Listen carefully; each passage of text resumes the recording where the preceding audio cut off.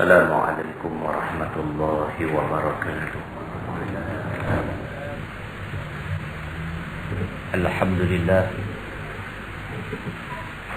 الحمد لله رب العالمين، له الحكم وإليه ترجعون. أشهد أن لا إله إلا الله وحده لا شريك له، وأشهد أن محمدا عبده ورسوله. ونصلي ونسلم على سيد النبي الكريم سيدنا محمدا الأمين وخاتم النبيين، وعلى آله وأصحابه أجمعين. أما بعد، أيها المؤمنون، اتقوا الله. أوصيكم وإياي بتقوى الله، فقد فاز المتقون. Kita sambung bacaan kitab kita. Kita masih lagi berada pada hadis yang menceritakan tentang manusia yang paling kuat beribadah kepada Allah. Kita sampai di muka surat 54, kita menggunakan Bahrul Mazi jilid yang ke-16. Saya baca lagi sekali hadis yang kita baca 2 bulan lepas. Bismillahirrahmanirrahim. An Abi Hurairah radhiyallahu anhu qala qala Rasulullah sallallahu alaihi wasallam, man ya'khudhu anni haula'il kalimat fay'amala bihinna aw yu'allima man ya'malu bihinna. Faqala Abu Hurairah, faqultu ana ya Rasulullah, fa'akhadha biyadi fa'adda khamsan wa qala ittaqil maharim takun a'badan nas warda bima qasamallahu laka takun aghnan nas wa ahsin ila jarik takun mu'minan wa ahibba linnas ma tuhibbu li nafsik takun musliman wa la tuktsirid dhahik fa inna kasratad dhahik tumitul qalb. Atau kama qala, hadis riwayat Imam At-Tirmizi. Maksudnya Abu Hurairah berkata, Nabi SAW bersabda, barang siapa yang mengambil daripada aku nasihat-nasihat ini dan dia beramal dengan nasihat ini, ataupun dia mengajarkan orang tentang nasihat ini, maka sesungguhnya kebaikan akan dapat padanya. Nabi kata dekat sahabat dia, aku nak bagi beberapa nasihat pada kamu. Kalau kamu pegang nasihat aku ini, kamu akan dapat banyak kebaikan dalam dunia ini. Bila kata macam tu, Abu Hurairah kata, ana ya Rasulullah. Dia kata, aku nak pegang nasihat itu ya Rasulullah. Fa'akhadha biyadi fa'adda khamsan wa qala. Nabi pegang tangan Abu Hurairah. Nabi kata dekat dia, ittaqil maharim. Yang pertama, kamu takutlah. Kamu jadikanlah diri kamu takut melakukan benda-benda yang haram. Nabi pegang tangan Abu Hurairah. Nabi tengok muka dia. Nabi kata, wahai Abu Hurairah, ittaqil maharim. Takutlah daripada melakukan benda-benda haram. Takun a'badan nas. Kalau kamu boleh jadikan diri kamu takut dengan benda-benda haram, kamu jadi manusia yang paling kuat beribadat pada Allah. Kemudian kata Nabi, warda bima qasamallah. Kamu kena reda dengan benda yang dibahagi-bahagikan oleh Allah. Takun aghnan nas. Kamu jadi orang paling kaya. Mana-mana manusia yang reda dengan yang Tuhan bagi. Dia orang paling kaya. Sayyidina Ali bin Abi Talib pernah jumpa Nabi. Dia kata, "Ya Rasulullah, siapakah orang paling miskin dan siapakah orang paling kaya?" Nabi kata dekat Sayyidina Ali, sesungguhnya orang paling miskin ialah orang yang sentiasa tak cukup dengan apa yang ada. Sesungguhnya orang paling kaya ialah orang yang cukup dengan apa yang ada. Itu definisi kaya dan miskin mengikut Nabi sallallahu alaihi wasallam. Orang miskin ialah orang yang tak cukup. Gaji 10,000 tak cukup. Miskin. Islam kata dia miskin. Masyarakat kata dia kaya. Gaji 10,000. Tapi Islam kata dia miskin. Kerana 10,000 tu tak cukup untuk memenuhi kehendak nafsu dia. 10,000 tak cukup. Rasuah lagi. Pasal apa tu? Pasal tak cukup. Ini orang miskin.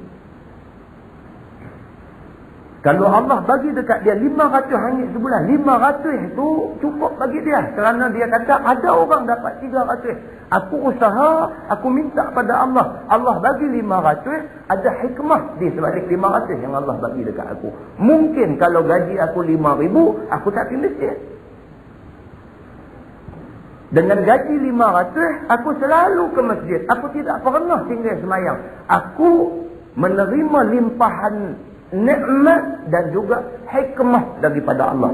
Dia terima dengan ketentuan Allah, dengan agihan rezeki yang diberi oleh Allah. Ini orang yang kaya, kata Nabi SAW. Kemudian kata Nabi, wa ahsin ila jarik takun mu'minan. Yang tu kita baca pada malam ini. Sabda Nabi SAW lagi. Muka surat 54 bawah sekali. Sabda Nabi SAW lagi. Wa ahsin ila jarik takun mu'minan. Dan berbuat baik engkau kepada jiran. Nescaya jadi engkau mukmin yang kamil. Mukmin yang kamil maksudnya mukmin yang sempurna. Masalah berbuat baik pada jiran. Sesungguhnya berbuat baik kepada jiran itu banyak macamnya, dan itulah yang disuruh oleh syarak kita dengan dalil sepotong hadis dalam masalah 65 itu. Berberi-beri apa yang ada daripada makanan. Di antara cara buat baik pada jiran, kata Nabi SAW, apa yang ada kat kita bagi kat dia. Sebenarnya banyak hadis cerita tentang jiran. Dan kita yang mendapat jiran baik, itu anugerah Allah sebenarnya. Jiran ni bukan tentu ya. Kita ambil rumah flat, bukan kita tahu siapa nak duduk sebelah rumah kita. Duduk-duduk jebon, bukan orang. Jebon duduk sebelah rumah kita. Kalau matbon boleh kata jebon duduk sebelah rumah kita, tak tahu waktu semayang, tak tahu apa. Hara punya cerita. Dengan pasang radio derasnya dengan subhanallah. Sakit ni, dalam ni sakit. Kerana jiran. Muslimin dan muslimat yang dirahmati Allah sekalian. Di Sungai Petani jadi dalam fikir hari. Sewa rumah perumahan lagu Taman Seri Aceh itu. Satu ustaz sebelah rumah balik ni, lagi laki bini baru menikah duduk sebelah rumah ustaz ni. Dia ada ke dia tak ada ke di rumah boleh tahu. Pasal apa? Dia masuk dalam rumah, dia buka radio sampai nak pecah 3 tingkat. Gedung sampai ustaz ni kata apa ni? Aku nak pindah tak pernah sabar sangat, rumah aku beli. Sampai tahap-tahap tu, tak peduli waktu semayang, tak peduli orang tengah duk bang, tak peduli apa. Yang dia tahu, dia pasang radio sampai bergoncang rumah-rumah. Ustaz ni kata kat perempuan dia, tolong pergi tegur saya. Dia kata, tolong pergi tegur saya. Suruh slow sikitlah radio. Korang-korang pun waktu semayang slow. Hormat waktu semayang. Kalau orang tak semayang pun. Hormatlah orang duduk bang di masjid tu. Tak ada duduk dalam bawah pokok tu. Tak ada duduk dalam kedai. Hormat waktu semayang. Kalau tak mau semayang pun hormat jadilah. Ni sudahlah tidak semayang. Angkuh, sambang pula. Tunjuk tak semayang tu. Bila perempuan ustaz ni pergi tegur. Oh, dia jawab. Dia kata aku sewa, aku bayar duit aku kan minta derang. Oh, apa ni cengeng tak kawan ni? Jawab balik ni. Dekat orang ni, kawan ni bukan main marah, main habak elok-elok. Ni, time semayang kalau boleh pelan sikit baguslah. Pasal kami nak semayang.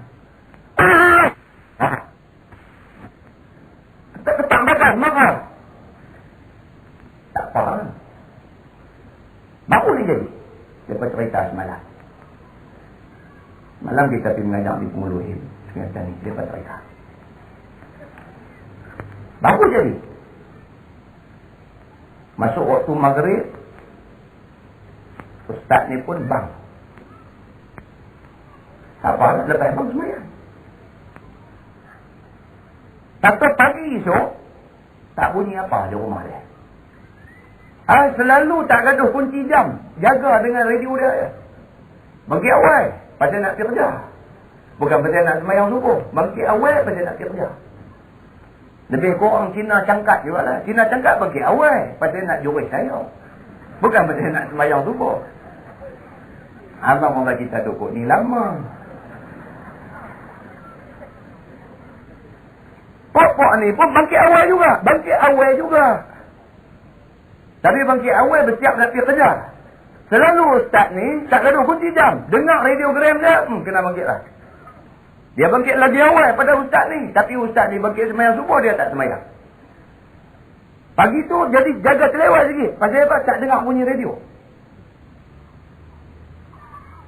Ustaz ni pun suruh bini dia. Dia kata tak lagi... nampak mereka keluar nak pergi kerja. Saya pergi tanya, bila awak radio tak bunyi pasal apa? Tak bukan nak koli, nak tanya. Pasal apa yang tak bunyi tu? Terlupa pasang ke? Karan tak ada ke? Pergi tanya, perempuan dia kata, la ilaha illallah. Semalam ni dia kata, waktu ustaz bang tu dia kata, radio kami terbakar. Kita duduk dengar ni lampu terbakar. Dia radio geram dia tu, wow, kata naik api.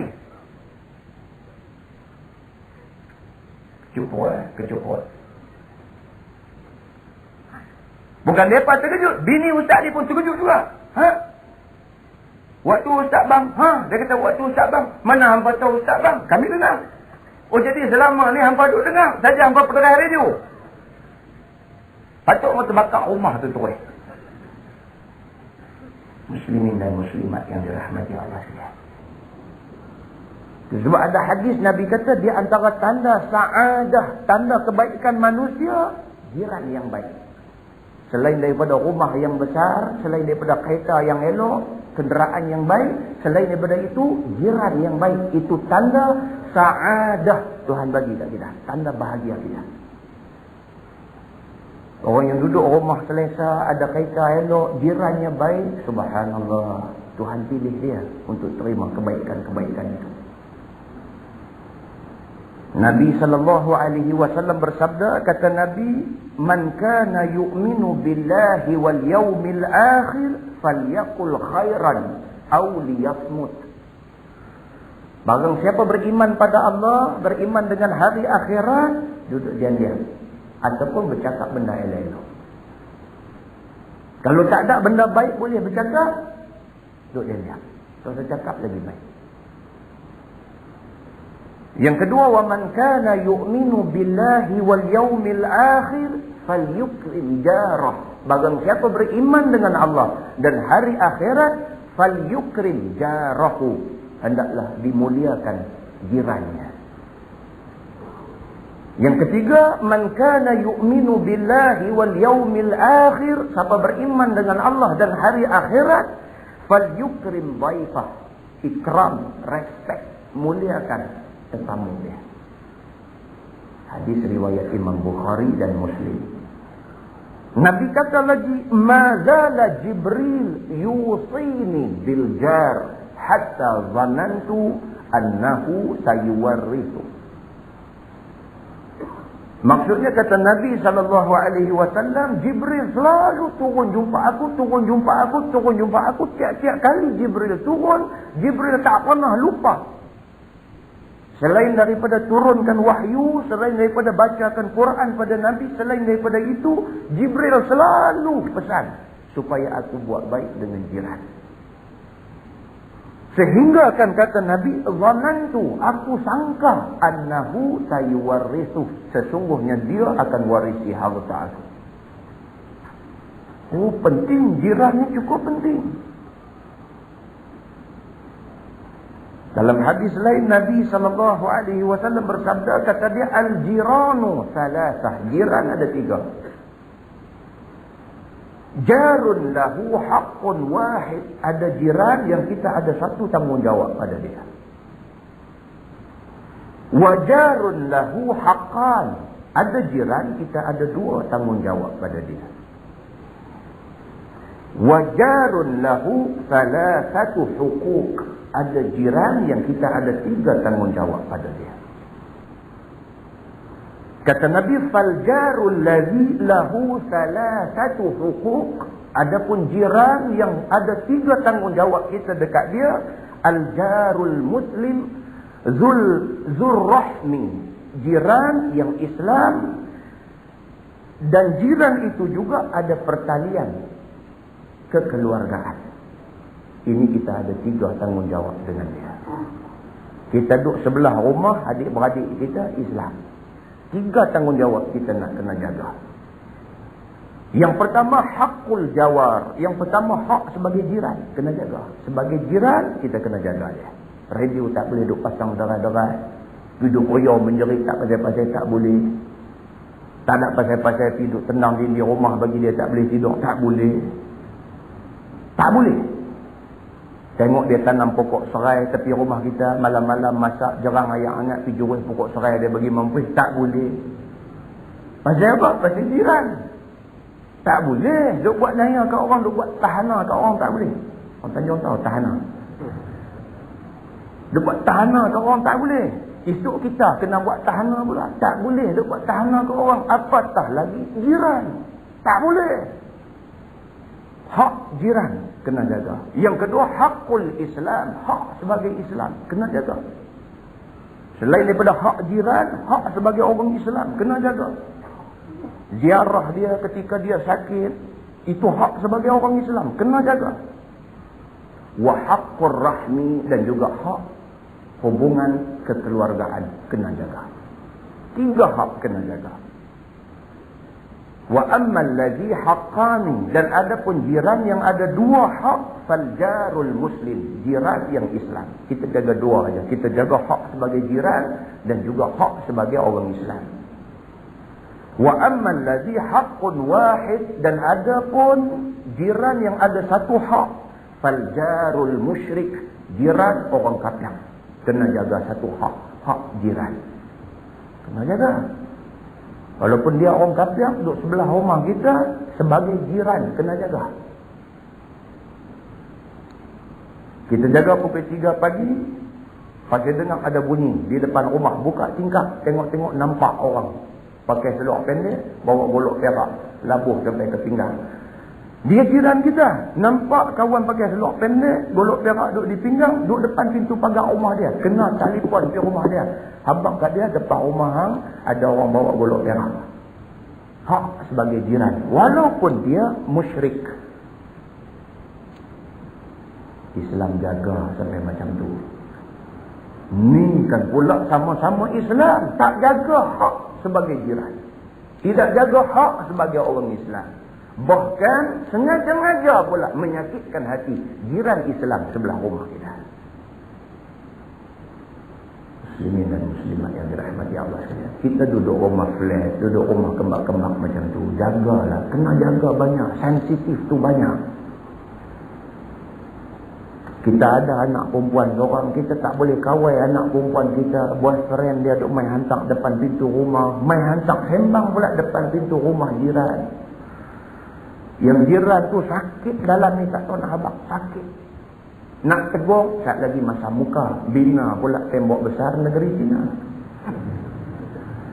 Berkeli jiran-jiran duduk rumah semi-D. Berkeli sama-sama sejiran. Penaik tembok sampai tak nampak muka. Kalau kebetulan dua-dua keluar serentak, buka pintu pagar, beralih, tengok hang tengok aku, beralih gini. Orang di sana dengan orang di sini. Orang di sini tak suka orang di sana. Dia pun kata orang di sana pun tak suka orang di sini. Sampai jadi macam tu. Ada yang keluar buka pintu pagar, terserempak nampak, beralih, ludah, push ludah. Apa ni? Jadi ni hakikat habaq ni jadi. Bukan pada semua orang, tapi pada kebanyakan orang Islam pada hari ini. Muslimin dan muslimat yang dirahmati Allah sekalian. Sebagai jiran banyak benda nak kena jaga. Nabi pernah tanya sahabat dia, "Atadri ma haqqul jar?" Nabi kata, "Hampa tahu tak apa dia hak sebagai jiran?" Kata Nabi, "Idza sta'anak a'antah." Kalau jiran minta tolong, kamu kena tolong dia. Dia minta tolong, dia main assalamualaikum. Kita pun waalaikumsalam, apa hal? Perempuan saya duk sakit dah, minta tolong tak, kalau boleh tolong bawa pergi hospital dah, dia duk sakit dah nak bersalin. Jawab pula, "Ingat aku ambulan kah?" La ilaha illallah. Ingat aku ambulan kah? Hak sebagai jiran, tolong dia. Wa iza staqrabak aqrabtah. Dan apabila dia minta pinjam sesuatu, bagi pinjam pada dia. Dia tak ada misi rumput, dia nak pinjam misi rumput, kita bagilah. Saya pernah baca hadis ini di satu tempat. Kawan yang dengar tu petik jari. Cantik dia kata. Pasal apa? Dia baca pinjam. Dia mengaji rata tak baca hadis kah? Jenis macam ni, kalau dia main minta pinjam, pegang kaki tangan dia, buah plaster je pun di mulut dia.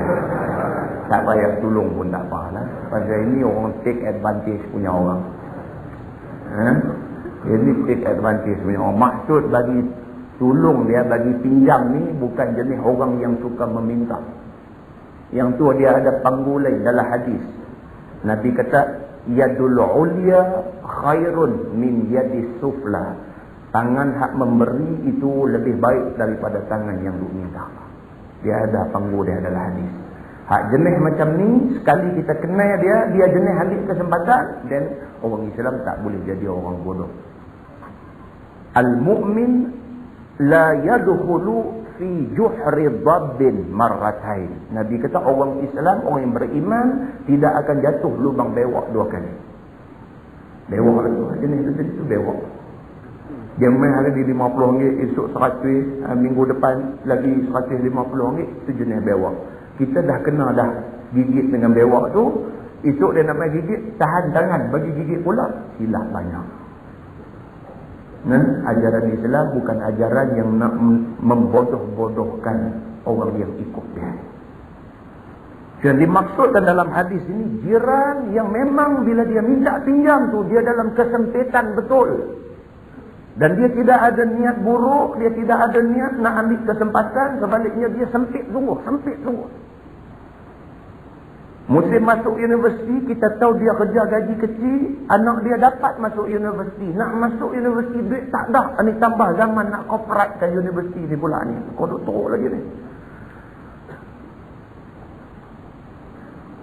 Dia nak pergi minta duit dekat kita tu pun, ayak muka jatuh. Malu ni, tak tahu nak habaq ni, nak pergi minta ni. Tapi kalau tak minta, anak dia tak masuk universiti. Gagah juga, pertahan juga, main juga kat kita. Habaq tu pun kita nampak muka dia tu, nampak ketak-ketak mulut tu, nak habaq tu segan, malu, marwah, harga diri. Kena tolong dia. Wa idza taqara udta alai. Kalau sekiranya dia fakir, dia perlukan sesuatu, bagi keperluan itu pada dia.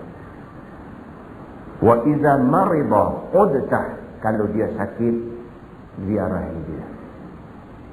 Dengar kata dia sakit, kita tengok dia.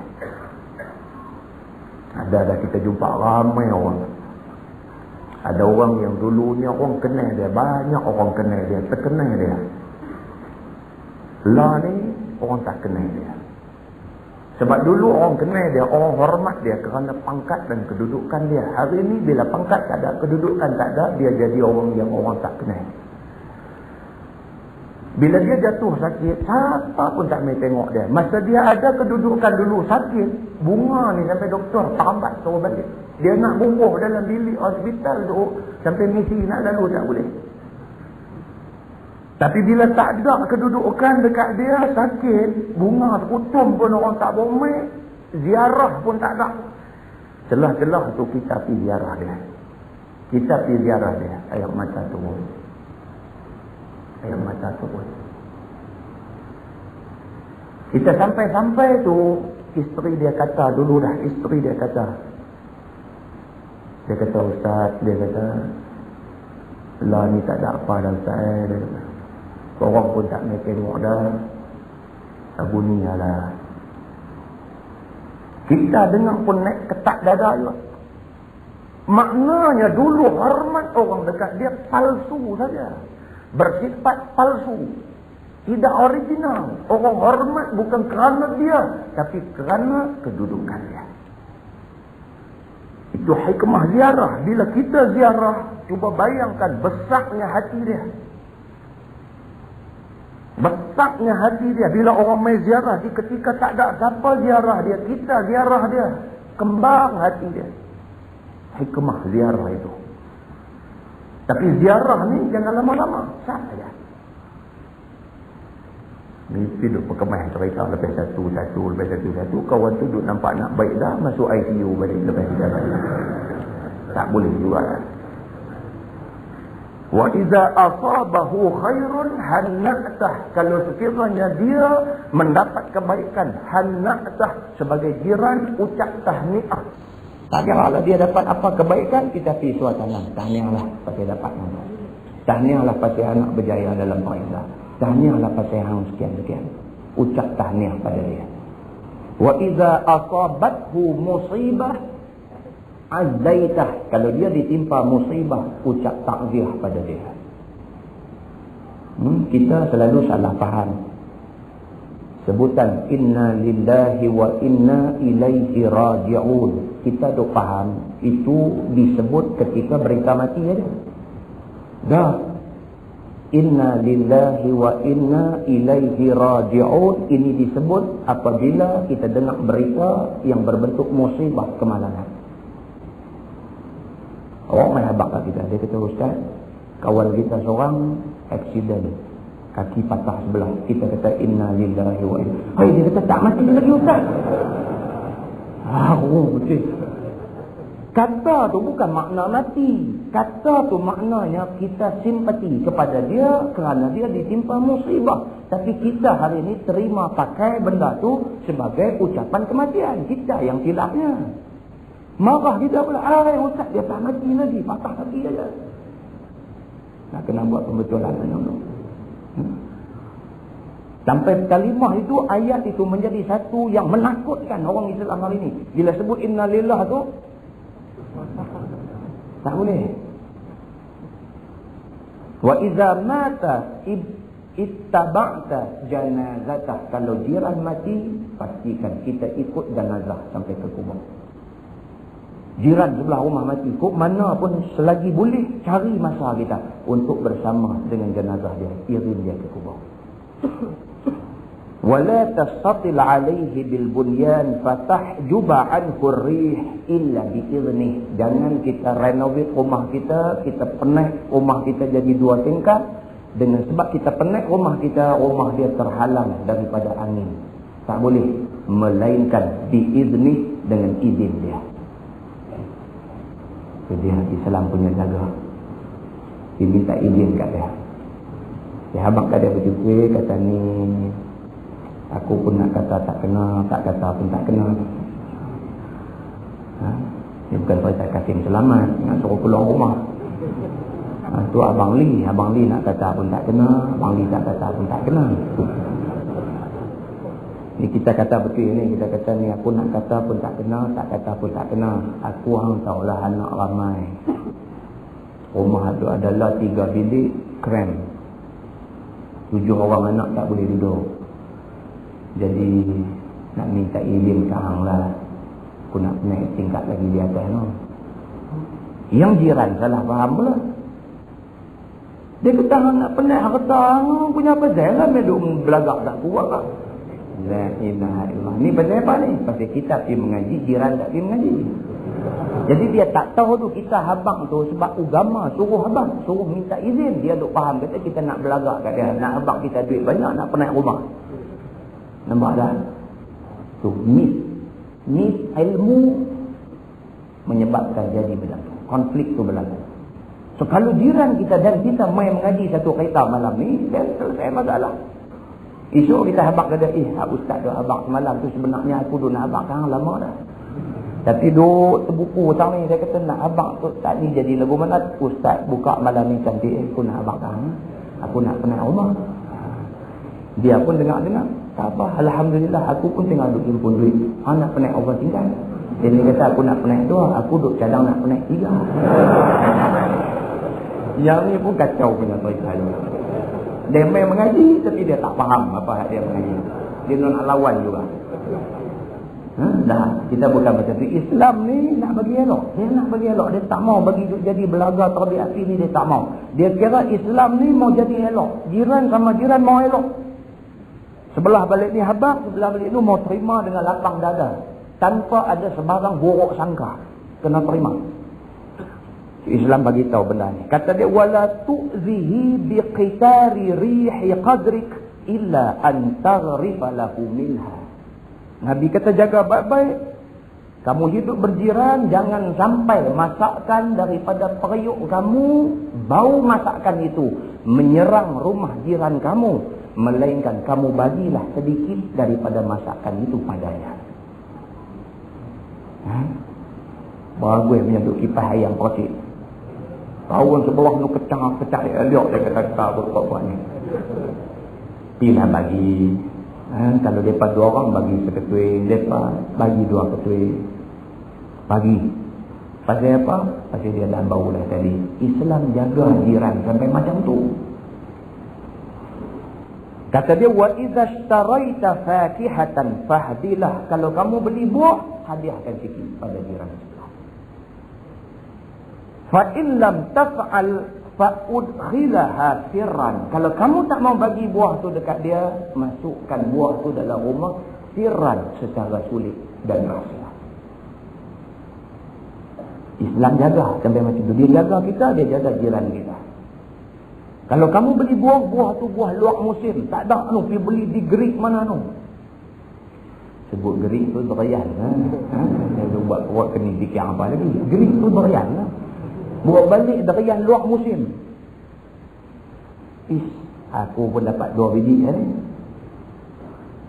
Balik bagi tengah malam sikit, agak daripada duduk dalam rumah semua, sampai lari masuk derian dalam rumah dulu. Boleh tak? Tak boleh. Derian ni tak apa yang buat sorok. Bagilah 2-3 ulai kat dia. Bagi jugalah. Kalau buah jenis tak bau, muktan ke apa ke, jenis tak bau tak apalah, bawa masuk dalam rumah ni. Esok makan tak tengok buang kulit ni. Kulit pun jangan bagi nampak. Kalau tak mau bagi. Islam jaga sampai macam tu. Muslimin dan muslimat yang dirahmati Allah sekalian. Oleh itu kalau malam ini Nabi SAW pesan dekat kita supaya buat baik dekat jiran, dan orang yang buat baik dekat jiran ini takun mukminan. Jadi orang yang beriman memang betul sungguhlah beriman sungguh dia. Kerana sesungguhnya orang yang menjaga semua yang kita sebut tadi itu adalah orang yang betul-betul kuat iman. Kata dia sesungguhnya berbuat baik pada jiran itu banyak macamnya, dan itulah yang disuruh oleh syarak kita dengan dalil sepotong hadis dalam masalah tadi.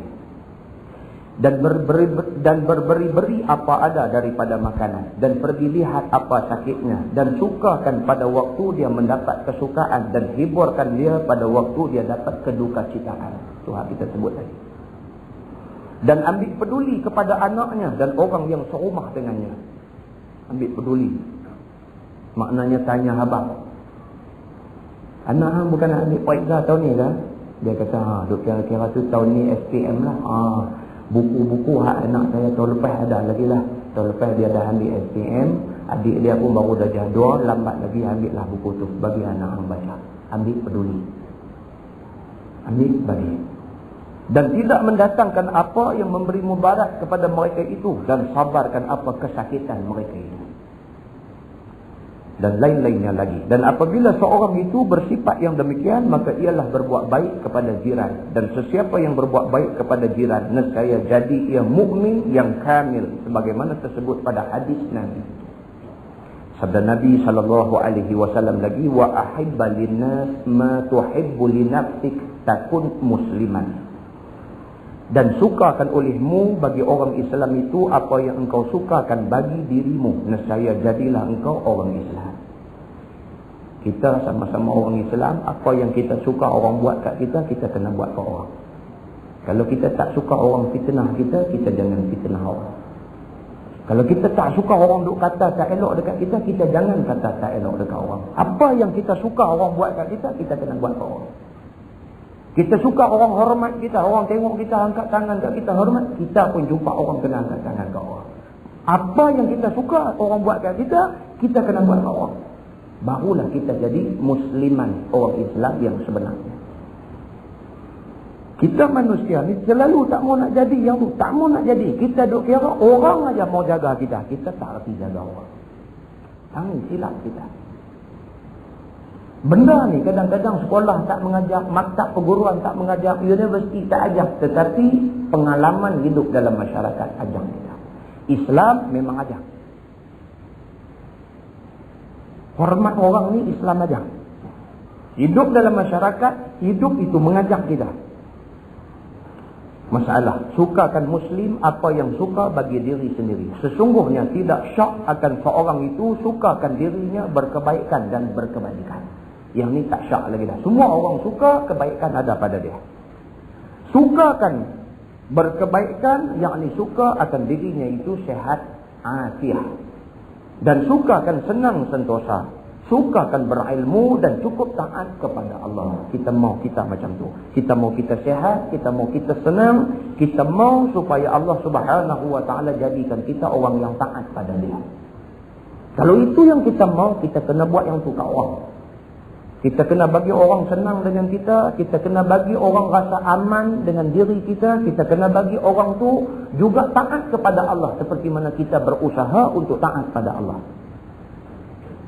Hari ini kita duk menuju ke satu arah agama ini menjadi benda personal. Masyarakat semakin moden, oleh kerana masyarakat semakin moden, maka nilai-nilai dalam masyarakat semakin berubah. Perubahan ini sampai ke tahap orang hari ini rasa agama itu hak peribadi. Kalau hang mai duk ajak aku pasal agama, hang busy body. Orang lah. Nilai-nilai itu berubah sampai dia pun berubah sama. Kalau dulu nasihat menasihati ini menjadi amalan dalam masyarakat dan orang suka dirinya dinasihati oleh orang lain, tapi hari ini tak suka. Kalau orang main nasihat dia rasa dia tu bodoh sangat sampai nak kena nasihat. Dia tak boleh terima kata dia manusia, dia boleh buat silap. Dan apabila orang nasihat dia untuk perelokkan diri dia, dia patut terima kasih ke orang, dia tak rasa tu benda tu. Masyarakat hari ini di Petaling Jaya lah ni, kalau mati semua diuruskan oleh badan korporat Petaling Jaya. Mati aja anak cucu lari habis. Lari. Terus telefon, nombor telefon semua ada. Telefon kepada syarikat yang menguruskan orang mati. Telefon, mereka nanti main komplit semua. Complete package. Daripada mula mati tu nak ambil mayat bawa pergi bilik ayak basuh-basuh najis. Bila mati ni, kalau orang tu dalam perut dia ada lagi najis. Bila dia mati ni, najis tu akan rilis keluar. Pasal semua rongga-rongga dia dah rilis dah. Dia tak berfungsi dah. Mati aja rentak nyawa keluar aja, keluarlah. Najis dia keluar, apa semua keluar. Jadi mayat tu lagu mana cerita pun mau pergi basuh dulu sikit. Nak basuh tu pun anak cucu tak angkat dah. Dia berkata kami kawan dengan hang, tekan hang hidup aja.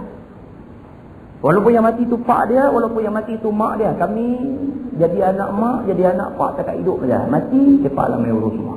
Telefon, syarikat ni nanti main, ambil, pergi basuh-basuh mayat tu, ambil letak atas katil, alih katil pun syarikat buat. Nak alih kok mana, nak buh tang mana, ambil mayat nak buh, semua orang urus, complete package. Sampai ke bumi habis semua selesai. Soal anak-anak lebih hafal, ibu bapa lebih hafal, menjadi imam sembahyang mayat, tak ada. Ma'assalamah. Tak ada. Pasal apa? Ini perubahan dalam masyarakat. So kita hari ini kena kembalikan benda tu. Sebab ini bukan budaya, tetapi ini soal agama. Soal agama. Tunjuk ajar daripada agama. Soal agama, soal saling nasihat, menasihati. Ad-dinun nasihah. Agama itu nasihat menasihati. Nasihat bagi siapa? Lillahi wa li rasulihi. Kita nasihat kerana Allah dan kerana Rasul. Dan semua orang Islam apabila nasihat itu mai dekat dia daripada jalan Quran dan hadis, dan dia kena terima. Habis cerita.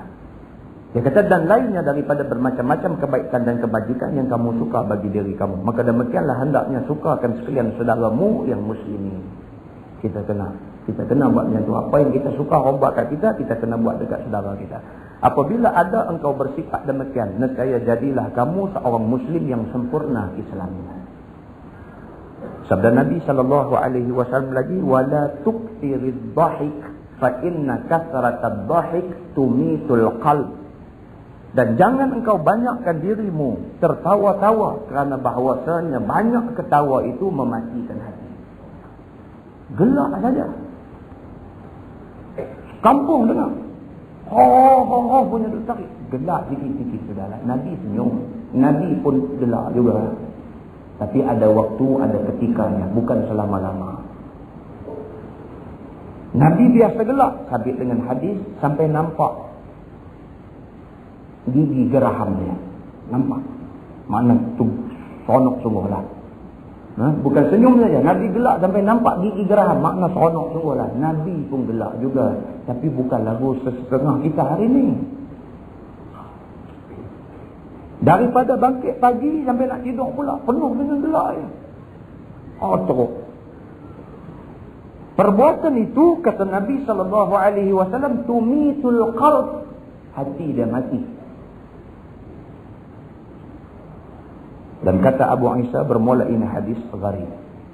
Masalah banyak tertawa itu mematikan hati, yakni mempesakai keras hati dan kelam dan benak, tiada mau menerima apa pengejaran dan nasihat yang baik, dan tiada takut pula akan akhirat. Benak. Kita nak tahu kita benak tak benak? Habis mengaji ini, sebelum tidur malam ni, cuba buka Quran. Ambillah surah apa? Surah Al-Mu'minun misalnya. Cuba try hafal tengok, buang 5 ayat. Try tengok. Baca dulu. A'udzubillahi minasyaitonirrajim. Bismillahirrahmanirrahim. Qad aflahal mu'minun alladzina hum fi salatihim khashi'un walladzina hum 'anil lagwi mu'ridun walladzina hum lizzakati fa'ilun walladzina hum li furujihim hafizun. Dekat tu dulu. Apa yang tengok? Boleh tak boleh? Alamat tak boleh tidur sampai subuh. Pasal tak boleh apa? Pasal apa? Benar. Kita duk marah anak kita. Kita bagi latihan matematik sekat dia suruh buat, duk jawab salah, duk jawab salah. Maki anak ni berkendak-kendak. Benar. Main banyak sangat. Pang. Anak kita buka surah Al-Mu'minun, cuba pak baca pula. Dia kata, aku nak tengok benar tak benar. Itu dia baru. Lepas tu bangkit anak dengan pak dua orang sekali, kita serupa. Dia kata, benar belakang. Pasal apa ni? Kita kena hadapi maksiat banyak, makan minum benda syubhat, banyak benda yang menjadi constraint, yang menjadi mawani'. Dalam bahasa agamanya dia kata mawani', penghalang-penghalang yang menghalang kita daripada terang hati. Dan jadilah ia karam di dalam gelap jahilnya. Jahil tu lam tak ada. Dan jadilah ia karam di dalam gelap jahilnya ataupun gelap fasiknya, semacam orang yang mati yang tiada apa gunanya akan dirinya. Wallahu a'lam. Lepas ni kita masuk bab ma jaa fil mubadirah bil a'mal. Cerita maksud saya ialah jika ada dua mayat pada hari itu yang nak dikebumikan, satu mayat laki-laki, satu mayat perempuan. Jika boleh, bagaimana cara melakukannya? Buat asin-asin. Buat asin-asin sebab niat dia pun tak sama, doa dia pun tak sama. Niat dia tak sama dan doa dia pun tak sama. Jadi nak jawab kata tak boleh, saya tak berani jawab lah. Sebab bagi kes-kes yang tertentu, macam kes-kes yang darurah, yang dalam keadaan darurat, macam kes apa nama Highland Towers runtuh, jadi mayat tu campur laki-laki perempuan apa macam jumpa serpihan anggota badan manusia dan kita pun tak tahu hak mana mayat laki-laki, hak mana mayat perempuan. Kita himpun semua sekali, kita sembahyang mayat, kita sembahyang, kita pakai apa nama, kita nak kata apa, ganti nama mereka lah. Kita tak pakai seorang, kita tak kata Allahumma ghafir lahu warhamhu ataupun Allahumma ghafir laha warhamha. Kita tak kata begitu, kita gulung semua sekali Allahumma ghafir lahum warhamhum. Kita pakai ya Allah ampunkanlah dosa mereka. Maknanya boleh semayang untuk banyak mayat sekali semayang, boleh. Tapi dalam kes biasa tidak ada kalang kabut apa, tak barurat apa, boleh tak boleh. Kita letak dua mayat di depan, satu laki-laki, satu perempuan. Kita nak semayang sekali aja, boleh tak boleh, saya tak berani jawab. Jadi adalah lebih afdal kalau kita buat asing-asing. Kita buat untuk mayat laki-laki, kemudian kita buat untuk mayat perempuan. Tapi bagi kes yang kita kata tadi, kes barurat, memang boleh buat. Wallahu a'lam. Soalan dua, adakah perbuatan beriwang selepas sahaja selesai sembahyang mayat itu elok dilakukan ataupun tidak? Jika ada hukum, tolong jelaskan. Cerita dia lagu ni. Asal usul orang bagi duit kepada orang yang main sembahyang mayat ni sebagai, kita kata, duit minyak lah. Pasal apa jadi benda ni? Jadi benda ni pasal karya kita sendiri tak mampu buat. Adalah lebih afdal, lebih baik kalau sekiranya kematian berlaku di karya Jelutung, orang Jelutung sembahyang mayat. Tak timbul soal nak bagi duit.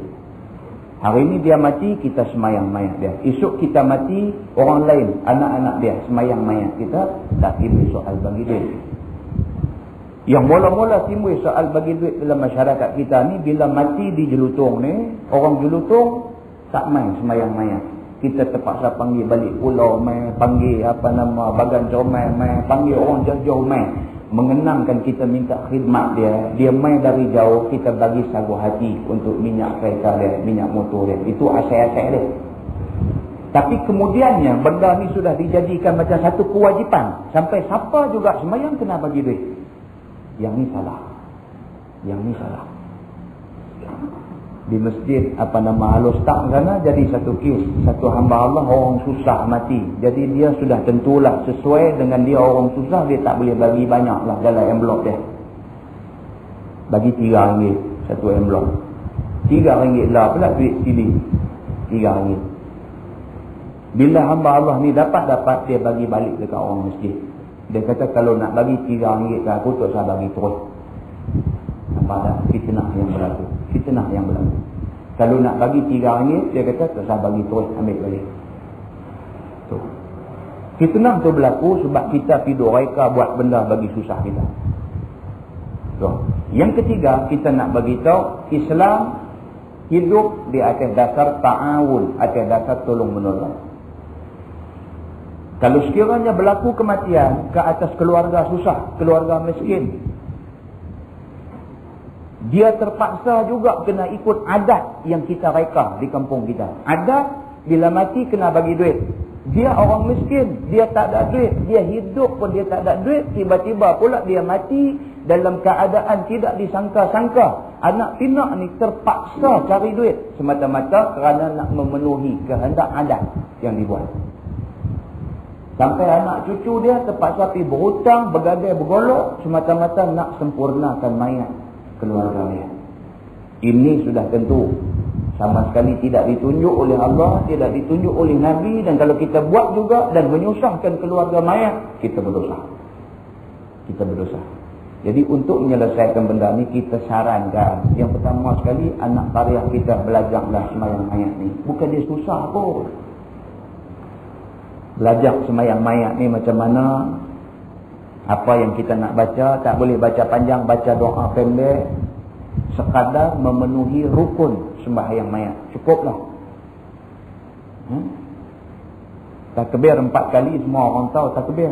7 kali boleh tahu, tambah 4 kali. Sembahyang raya 7 kali takbir, dia boleh sembahyang tak pernah miss. Kalau terlepas sembahyang raya, orang menyesal tak mau pakai samping hari tu. Dia terlepas sembahyang subuh tiap-tiap hari tak pernah menyesal pun. Dia terlepas sembahyang raya sekali, dia maki masjid berkandak. Apalah masjid ni selalu duk buat sembahyang pukul 9, tahun ni ubah 8.30. Marah. Padahal masjid nak buat sembahyang raya 8.30, umum 2 kali jemaat. 2 kali jemaat sebelum raya tu umum dah. Kita sembahyang raya tahun ni kita buat pukul 8.30, kita buat awal sikit daripada biasa. Jemaat depan umum lagi, tapi dia jenis tak pergi jemaat. Dia duk tunggu raya aja nak pergi. Jenis dia kata apa? Islam kapal selam. Dia banyak tenggelam daripada timbul. Timbul dia setahun 2 kali aja. Lebih kurang boya bujang senang di Sarawak tu lah. Dia timbul sekali sekala. Dia timbul nak sembahyang raya tu, dia timbul pukul 9. Dia main-main orang tengah khutbah. Ambil dia kata cantik. Cantik apa? Khutbah raya nak balik dah lah makna dia. Dia duk faham khutbah ni tak lagi baru nak sembahyang. Dia pun masuk main dengan gulung samping elok apa semua. Keh orang duduk. Duduk. Kawan ni habis-habis khutbah orang bekat berebut salam, bekat balik yoya. Dia kata awak puak ni pelik kat ni. Baru teringat. Dia kata oh sungguh jugalah sembahyang raya khutbah kemudian. Baru dia teringat masa buat setahun sekali. Terlupa dia pun. Dah lepas tu marah. Balik-balik tu buka samping, hampuk bawah meja. Aku hari ni raya, sopa tak raya. Tapi tak sembahyang raya. Sunat saja sembahyang raya tu. Yang sembahyang subuh fardu tu dia tinggal setiap hari. Jadi raya dia reti sembahyang takbir 7 kali. Takkan sembahyang mayat takbir 4 kali tak boleh buat. Takkan nak baca Fatihah tak reti, takkan nak selawat Nabi tak reti, takkan nak sebut Allahumma ighfir lahu warhamhu wa'afihi wa'fu anhu. Takat tu aja, takkan tak reti. Allahumma la tahrimna ajrahu waghfir lana walahu. Takat tu aja, takkan tak boleh sebut. Assalamualaikum warahmatullahi, takkan tak boleh sebut. Takkan banyak tu tak boleh belajar. Sehingga kan kita terpaksa ambil penyembahyang import daripada tempat lain. Lah sembahyang mayat pun semi pro juga. Bukan bola sepak aja semi pro, panggil apa import daripada rata dunia. Dah sembahyang mayat pun semi pro juga. Import mana rata tempat panggil main. Dah. Jadi kita minta supaya benda ni kita buat macam satu kursus ringkas. Abang cara-cara nak sembahyang mayat ni, dan kita minta penyertaan daripada semua anak karya kita. Bila dengar ada kematian, kita sumbangkan jasa kita untuk si mati, mengenangkan kita hidup sama-sama sekarya dengan dia. Selesai masalah duit bagi dekat orang sembahyang mayat. Selesai. Allah.